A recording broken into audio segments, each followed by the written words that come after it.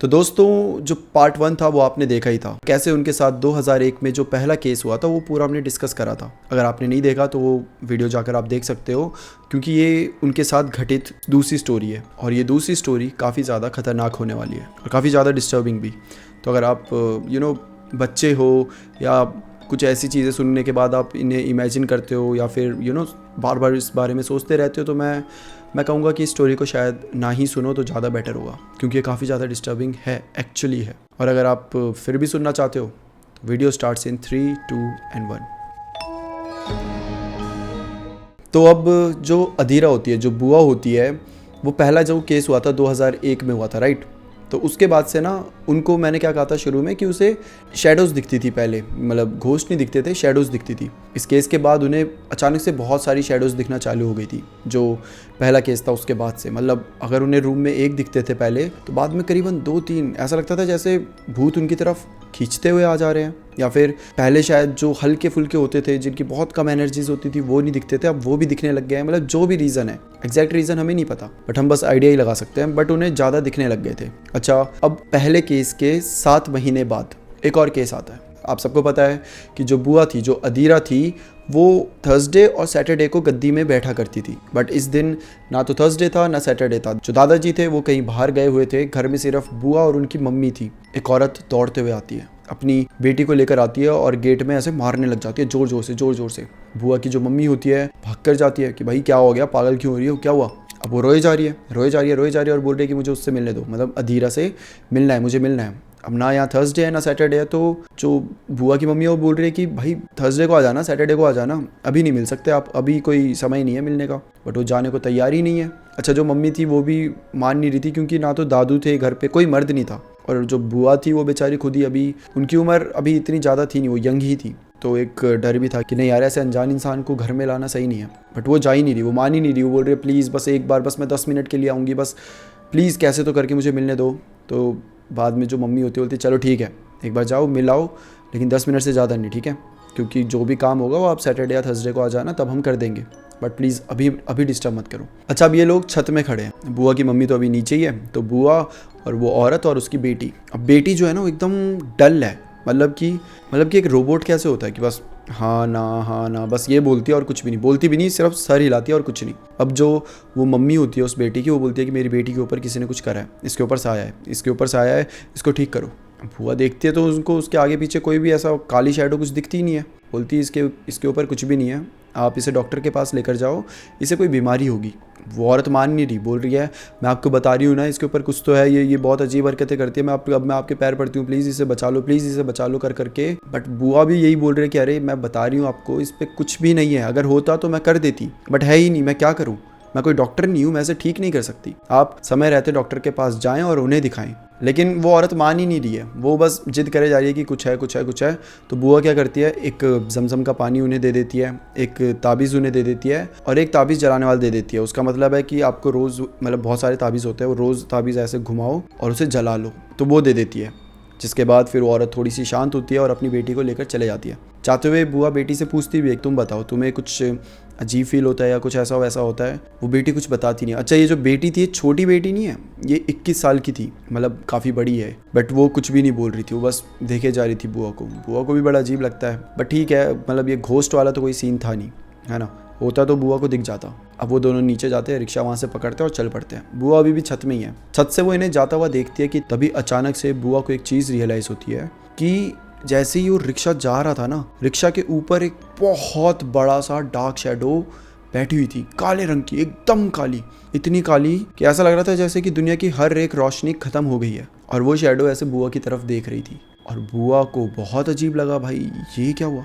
अब वो लोग निकल गए, ठीक है, रिक्शा निकल गया। अब जब ये रिक्शा वहाँ से चला गया, रात हो गई, दादू भी आ गए, सब आ गए घर में, तो बुआ को ना बहुत अजीब फील होने लगा, बहुत अजीब, मतलब उन्हें वॉमिट होने लगा, उनका सर भारी होने लगा, इतना कि वो बेहोश हो गई। बुआ बेहोश हुई, दादू ने उन्हें कैसे तो करके पानी वानी डाला, ठीक हुई। और फिर बुआ बता रही है कि भाई मुझे समझ ही नहीं आ रहा हो क्या रहा है।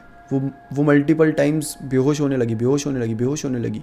दादू समझ गए कि इसके ऊपर कुछ तो बहुत नेगेटिव और बहुत पावरफुल इम्पैक्ट करा है। दादू ने बुआ का उतारा करा उतारा करने के बाद बुआ थोड़ी सी ठीक फील कर रही थी, मतलब वीक तो वो अभी भी थी बट एटलीस्ट पहले से बेटर थी। अच्छा, बुआ की जो पावर्स भी होती है ना, वो जब थर्सडे और सैटरडे को जब वो ये सब करती थी, गद्दी में बैठना, इतने सारी एंटिटी से डील करना, ये सब, तो उससे पहले वो 2 घंटे तक वो दुआएं पढ़ती थी ताकि उनकी पावर्स थोड़ी ज़्यादा स्ट्रांग हो पाएँ, क्योंकि इतनी सारी चीज़ों से डील करना ईजी नहीं है, वो पूरी ड्रेन आउट हो जाएगी उनकी एनर्जी।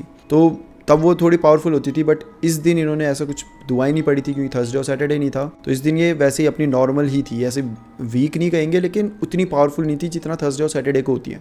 इसी दिन में वो जो डार्क सी शेडो थी उसने बुआ पे कुछ तो करा था, और ये बुआ को भी समझ आ गया था कि वो इतनी पावरफुल थी कि बस दूर से वो देख रही थी और कुछ तो हो गया बुआ को, मतलब वो जो चीज़ें थी वो बुआ पे इम्पैक्ट करने लग गई थी। अब थर्सडे आता है, बुआ वापस से गद्दी पे बैठी हुई है, सब लोगों की उन्होंने बहुत सारे लोग आए थे, सबको उन्होंने सॉल्यूशन दिया, कुछ को उन्होंने बताया क्या करना है, कुछ को बताया कि ऐसा कुछ भी नहीं है, यहाँ पे बस तुम्हारे दिमाग का खेल है, ऐसे ऐसे करके निकल गया। थर्सडे के बाद सैटरडे आता है, और सैटरडे को लंबी लाइन लगी हुई थी और पीछे एक औरत थी, उसने चादर ओढ़ के रखी थी, और बुआ की नज़र जब उस औरत पे पड़ती है तो ये वही औरत थी जो उस दिन लड़की लेकर इनके घर पे आई थी। बुआ को भी हैरानी होती है कि ये थर्सडे को नहीं आई, सैटरडे को आई, क्या हुआ, इतने टाइम बाद आई, मतलब काफ़ी गैप आ गया बीच में। तो धीरे धीरे करके सबकी बारी ख़त्म हो रही है और रात हो चुकी है, तब जाके उस औरत की बारी आती है। बुआ पूछती है कि तुम, मतलब क्या हुआ, तुम यहाँ कैसे? तो वो बताती है कि आपने जैसा जैसा बोला था मैंने सब करा, मैंने उसे जमजम का पानी पिलाया, ताबीज़ पहनाया, और वो जो ताबीज़ जलाने वाला था वो जलाए, कोई फ़र्क नहीं पड़ा। इनफैक्ट मैं अपनी बेटी को थर्सडे को ही लाने वाली थी, लेकिन थर्सडे को मेरी बेटी को बहुत ज़्यादा वॉमिटिंग होने लग जाती है, खून निकलने लग जाता है उसके मुंह से, और इतनी ज़्यादा होती है कि मैं बता ही नहीं सकती। मतलब ऐसा लग रहा था जैसे कि वो उसका आखिरी दिन हो। और थर्सडे को मैं चाय बना रही थी अपनी और अपनी बेटी के लिए, और मुझे ऐसा लगा किसी ने मेरे हाथ ज़बरदस्ती पकड़े और उस चाय के बर्तन में डाल दिए। मैं झूठ नहीं कह रही, और ऐसा भी नहीं कि 1-2 सेकंड के लिए कि डाला और हट गया, पूरे 1 मिनट तक मेरे हाथ उस बर्तन में थे। बुआ उसके हाथ देखते, उसके दोनों हाथों में पट्टियाँ बंधी हुई थी, और वो बताती है कि मैं आपको बता रही हूँ कुछ तो है, बहुत डरावना, बहुत गंदा। बुआ भी समझ रही थी, मतलब बुआ ने जो पिछली बार देखा था वो ऐसा नहीं बोल रही थी कि नहीं कुछ भी नहीं है, ये सब वहम है, ये वो करके। उसके आगे उसकी माँ जो बताती है ना, खुद में बहुत ज़्यादा डरावना था। उसकी माँ बताती है कि जब से हम आपसे मिलकर गए उसके बाद से मेरी बेटी की हालत बहुत बुरी होने लगी। कहते कि रात को बेटी उठती थी, अपने सारे वस्त्र हटा देती थी, सारे वस्त्र, और उसके बाद एक रूम में जाकर खुद को बंद कर देती थी। समझ नहीं आ रहा कि चल क्या रहा है। बेटी गई, ऐसा नहीं है उसे कोई कि मतलब किसी ने किडनैप कर लिया, ज़बरदस्ती लेकर, कुछ नहीं, बस वो खुद चले गई। और जब दरवाज़ा खुलता था तो बेटी बेड में पड़ी होती थी और उसकी बहुत बहुत बुरी हालत होती थी, बहुत बुरी। उसकी स्किन ऐसा लगता था कहीं निशान होते थे गंदे तरीके से, जैसे किसी ने बहुत दबाया है उसके बाजू को, गले पे, ऐसे बहुत बहुत गंदे निशान, और उसकी स्किन कहीं कहीं से ऐसे पील हो गई होती थी। और वो बेटी वहाँ पर बस ऐसे लेटी हुई है, एक बेजान बॉडी की तरह। ये सारी बातें जब बुआ को पता चलती है तो बुआ बोलती है भाई ये बहुत सीरियस चीज़ है, इसका कुछ करना पड़ेगा। बुआ बोलती है काम करो, तुम आओ अगले दिन आओ, तुम उसका उतारा करना पड़ेगा और बहुत अर्जेंटली करना पड़ेगा। कोई बोलती है कि ठीक है ऐसे ही करते हैं। बुआ ने उस औरत को कुछ सामान लाने को कहा था कि जब तुम अगली बार अपनी बेटी के साथ आओगी तो कुछ सामान लेकर आना, जो भी सामान था वो आगे पता चलेगा आपको। और उसके बाद जो बुआ होती है वो उस औरत को एक चादर देती है और बोलती है जिस रूम में वो जाती है, मतलब खुद को लॉक कर देती है, वहाँ जाके चादर बिछा देना। वो औरत चले जाती है। अब अगला दिन आता है। इस दिन बुआ सुबह से इबादत करे जा रही थी, शाम का समय था। वो औरत अपनी बेटी को लेकर आती है, और वो औरत बेचारी, मतलब उसके जो हस्बैंड थे उनकी डेथ हो गई थी, तो ये औरत अकेली ही अपनी बेटी को पाल रही थी। अपनी बेटी को लेकर आती है और इनको बेसमेंट में ले जाया जाता है। बुआ बेसमेंट में ही थी और उनके साथ 3 और लड़के थे जो उन्हीं के अंडर काम करते थे, और जो ऊपर फादर थे, जो सना के फादर थे, वो इन्हें बेसमेंट में भेज देते हैं। वहाँ पे ही बड़े बड़े जो उतारे होते हैं वो करे जाते थे। जब वो औरत आ जाती है, उसकी बेटी आ जाती है, तो बुआ देखती है कि वो जो काला सा आया था वो कहीं पे भी दिख नहीं रहा था, मतलब वो उसके साथ नहीं था, और वो बेटी भी नॉर्मल लग रही थी। जो उसकी मम्मी ने उसकी हालत बताई थी, एटलीस्ट उससे तो नॉर्मल ही थी। बेटी को आकर बीच में बिठा दिया जाता है। अब ऐसे बैठे हुए हैं, बेटी यहाँ बैठी हुई है, माँ पीछे खड़ी है, उनके सामने बुआ बैठी हुई है, बगल में दादू बैठे हुए हैं, और पीछे वो 3 लड़के बैठे हुए हैं। अब बुआ उस औरत से पूछते कि जो सामान लाने को कहा था लेकर आई हो? तो वो एक एक करके सारा सामान निकालने लग जाती है। पहले तो वो उस लड़की का एक छोटा सा कपड़ा था, उस लड़की के बाल, उस लड़की के नाखून, एक बर्फ़ी और कुछ अंडे और थोड़ा सा मीट, ये सब लेकर आई हुई थी। अब बुआ क्या करती है, जो लड़की का छोटा सा कपड़ा लेकर आई थी उसको 3 हिस्से में काटती है और 3 डॉल्स बनाती है। इसके बाद वो डॉल बनाती है, तो उसके बाद जो लड़की बैठी हुई है उसके पसीने निकल रहे थे, तो उसका पसीना ऐसे डॉल पे लगा देती है और उसका थोड़ी सी उंगली काट के उसका खून भी डॉल में लगा देती है। जिसके बाद वो उन तीनों डॉल्स को अपने सामने रखकर रिचुअल्स पढ़ना शुरू करती है। बहुत देर तक रिचुअल्स पढ़ने के बाद भी उस लड़की में कोई असर नहीं आ रहा था, वो बस बैठी हुई सब कुछ सुन रही थी। बुआ को बड़ा अजीब लगा कि ऐसा कैसे, मतलब कोई रिएक्शन ही नहीं, कुछ भी नहीं। फिर वो एकदम से ना ऊपर ऐसे जीना जो ग्राउंड फ्लोर से बेसमेंट की तरफ आ रहा था उस साइड देखती है बुआ, और उधर उन्हें एक जिन खड़ा हुआ दिखता है। जिन जो कि खुद भी कुछ पढ़े जा रहा था, वो बुआ को ही देखे जा रहा था। और सबसे ज़्यादा डरावनी बात ये थी कि अभी तक बुआ को सिर्फ शैडो दिखती थी। मैंने बताया था डार्क शैडो है तो बहुत पावरफुल है, लाइट शैडो है तो एंटिटी कम पावरफुल है, बट इस बार पहली बार उनको पूरा जिन दिखा था। उसके फेस पे ब्लड लगा हुआ था और उसकी आंखें पूरी तरीके से लाल थी और वो बुआ को देखकर हंस रहा था। बुआ ने जैसे ही जिन को देखा वो बहुत ज़्यादा डर गई। पहली बार था उन्होंने कुछ ऐसा देखा था। अच्छा, वो डरी तो दादू ने पूछा कि क्या हो गया, तो बुआ ने पूरी चीज़ें दादू को बताई कि मुझे वो पूरा क्लियर दिख रहा है। बुआ डर में तो थी लेकिन फिर वो दुआएं पढ़ने लग जाती है और जैसे दुआएं पढ़ती है उनके कानों में एक आवाज़ आती है और वो आवाज़ ऐसी थी कि उसका खून और उस लड़की का खून, उसका खून और उस लड़की का खून, बस यही शब्द दोहराए जा रहे थे। जिसके बाद बुआ सीधा चाकू लेती है और इस बार पहले तो बहुत हल्का सा काटा था, बट इस बार लड़की का हाथ बहुत अच्छे से काटती है। बहुत सारा खून निकलता है और तीनों डॉल्स की जो सर होता है जहाँ पे उसके बाल भी बांधे हुए थे उस लड़की के, उसके ऊपर वो हाथ ऐसे लगवा देती है। मतलब वो जो खून था उसके बालों पे लग जाता है और जैसे ही बालों पे खून लगता है वैसे ही बुआ जमजम का पानी लेती है और उन डॉल्स के ऊपर फेंक देती है और पहली बार उस लड़की के रिएक्शंस निकलते हैं। उस लड़की की पूरी बॉडी शिवर करने लग जाती है। उस लड़की के हाथ पीछे की साइड से अकड़ने लगे। उस लड़की के बाल ऑलरेडी खुले हुए थे पर एकदम से ऐसा हुआ कि उसके बाल हवा में उड़ गए, जैसे कि मानो किसी अदृश्य शक्ति ने उसके बाल को ऐसे पकड़ के खींच लिया। वो लड़की वहां पर बहुत जोर जोर से चीखने लग जाती है। इससे पहले वो लड़की वहां से भागती उस पे जमजम पानी डाल दिया जाता है और वहीं पर बुआ और दादू और जो उनके पीछे तीन और वो लड़के थे वो सब दुआएं पढ़े जा रहे थे और यहाँ पर वो लड़की चीखने लग गई है। वो जिन बहुत ही ज़्यादा गुस्से में उन सबको देखे जा रहा था। बुआ भी कभी कभी उस जिन की साइड देखती बट अपना ध्यान हटाने के लिए वो फिर सामने देखकर दुआएं पढ़ने लग जाती। और एक समय ऐसा आता है जब वो जिन फाइनली उस लड़की की बॉडी के अंदर आ जाता है। जैसे ही वो जिन लड़की की बॉडी के अंदर आता है उस लड़की की आवाज़ ही चेंज हो जाती है। वो बहुत भारी आवाज़ में बात करने लगती है और जैसे ही वो भारी आवाज़ में बात करने लगती है जो पीछे तीन लड़के थे वो उठते हैं। उनके हाथ में कुछ तो पाउडर जैसा था वाइट कलर का, उससे गोला बना देते हैं। जहाँ वो लड़की बैठी हुई थी उसके पूरे इर्द गिर्द गोला बना देते हैं। इसके बाद उस जिन को बुआ थोड़ी सी काबू में लाने की कोशिश करती है। जब काबू में लाया जाता है तो उससे फिर सवाल जवाब शुरू होते हैं। कौन है तू और यहाँ क्यों आया है? और फिर वो जिन बताता है कि वो एक इफरित जिन था जो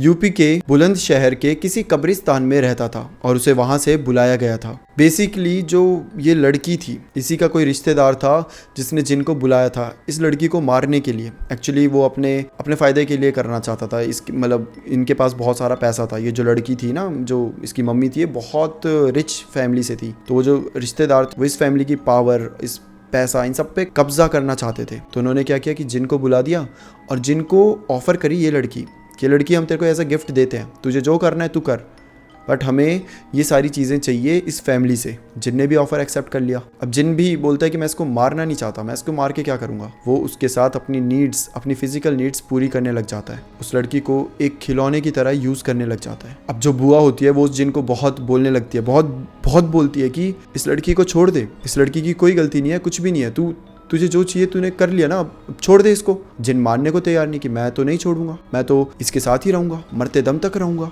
या तो खुद भी मरूंगा, इसको भी लेकर जाऊंगा। तो बुआ फाइनली पूछते कि तू बता तुझे और क्या चाहिए। तो जिन बोलता है कि अब मैं इस लड़की की बॉडी से बोर हो चुका हूँ, अब मुझे कुछ नया चाहिए। और वो बुआ को देखकर बोलता है कि मुझे तू चाहिए। और जैसे वो बुआ को देख के बोलता है वो एकदम से चीख उठता है। जिन बहुत जोर से चिल्लाने लग जाता है। हर कोई कंफ्यूज था कि हुआ क्या, बट बुआ कंफ्यूज नहीं थी। मैंने पहले पार्ट में बताया था कि बुआ के पास एक जिन था जो उन्हें प्रोटेक्ट करता था, जो हमेशा उनकी रक्षा करता था। और हो ना हो उसी ने ही ये जो जिन था इसको कुछ तो करा था, इसकी आंखों में कुछ तो डाला था, क्योंकि जो लड़की थी उसकी आंखों से खून निकलने लग रहा था और वो जोर जोर से चिल्लाए जा रही थी। कभी वो अपनी आवाज़ में चिल्ला रही, कभी भारी आवाज़ में जो जिन था उसके अंदर वो चिल्ला रहा। काफ़ी देर तक ये सारी चीज़ें चली, जिसके बाद जो दादाजी थे उन्होंने जमजम का पानी फिर उस लड़की के ऊपर डाला और फाइनली लड़की थोड़ी सी नॉर्मल हुई। इसके बाद बुआ वापस से पूछती है कि मैं तेरे से वापस पूछ रही हूँ, मुझे ढंग से बता तुझे चाहिए क्या। अगर तूने ढंग से नहीं बताया तो अंजाम तुझे भी पता है क्या होगा। इस बार जिन पहली बार, जो अभी तक ऐसे एकदम पावर के साथ बोल रहा था ना, पहली बार थोड़ा डर के साथ बोलता है कि उसको एक बकरा, 4 मुर्गे और एक पिग चाहिए था, और उसने वादा करा कि कभी भी उस लड़की को हार्म नहीं करेगा, और जिस फैमिली ने उसे यहाँ भेजा था वो उसे ही बर्बाद कर देगा। इसके बाद बुआ, वो जो 3 लड़के बैठे हुए थे, उन्हें बोलते हैं कि एक मटकी लेकर आओ। वो एक मटकी लेकर आते हैं जिसके अंदर बुआ वो 3 डॉल्स होती है वो डाल देती है, 6 अंडे डाले जाते हैं और कुछ चिट्स होती है वो डालते हैं जिनके अंदर आयात थी। अब उस मटकी को लेकर बुआ आगे बढ़ती है और जो लड़की का फेस होता है उसके इर्द गिर्द वो मटकी ऐसे 7 बार घुमाती है, और जैसे ही 7वीं बार वो मटकी घुमाती है उस लड़की की आंख और मुंह से कुछ पानी सा निकलने लग जाता है, और शायद ये वही पानी था जिसके थ्रू उस पर ब्लैक मैजिक करा गया था। और ये पानी जो गिर रहा था, बुआ ने नीचे मटकी रखी तो वो पानी भी मटकी के अंदर ही गिर रहा था। इसके बाद वो मटका उन 3 लड़कों को दे दिया और बोला इसे बाहर एक, मतलब प्रॉपर एक जगह बताई थी, वहाँ जाकर ऐसे पूरा मटका लो और फेंक के आ जाओ। और फिर उस जिन को वही जो उसने मांगे थे, बकरे, मुर्गे और एक पिग, दिया गया एज अ बलि। और फिर उस लड़की को एक ताबीज़ दिया गया, जिसके बाद जो लड़की होती है और उसकी माँ वहाँ से चले जाते हैं। अब वो सब चले गए।